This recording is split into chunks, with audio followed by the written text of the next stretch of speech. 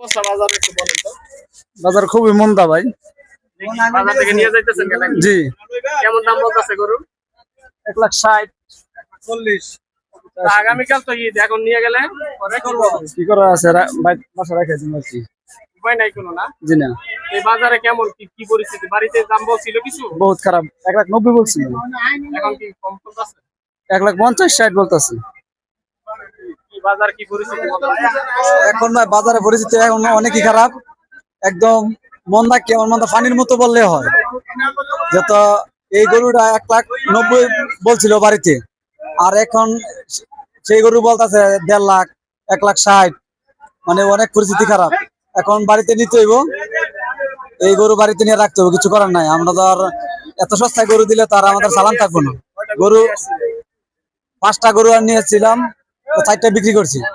এখন এটা বাড়িতে হ্যাঁ, এটা বাড়িতে নিয়ে যেতেছি। বাকি 4টা অন্য বাজারে বেচছি, আর এই একটা ছিল, এই একটা এই বাজারে আনছিলাম। এটা দাম চাইতেছেন কত এখন? এখন চাইতাছি 90-80 হইলে বেচে দেবো। 1,80,000 হলে বিক্রি হ্যাঁ, করবেন? 1,80,000। একটা গরু দেখার মতো। হ্যাঁ, অনেক সুন্দর দেশি গরু। বাড়িতে আরো বেশি বলছিল। হ্যাঁ, বাড়িতে 90 বলছিল। ঠিক আছে, বাজার পরিস্থিতি তাহলে খারাপের দিকে। হ্যাঁ, এখন অনেক খারাপ বাজার।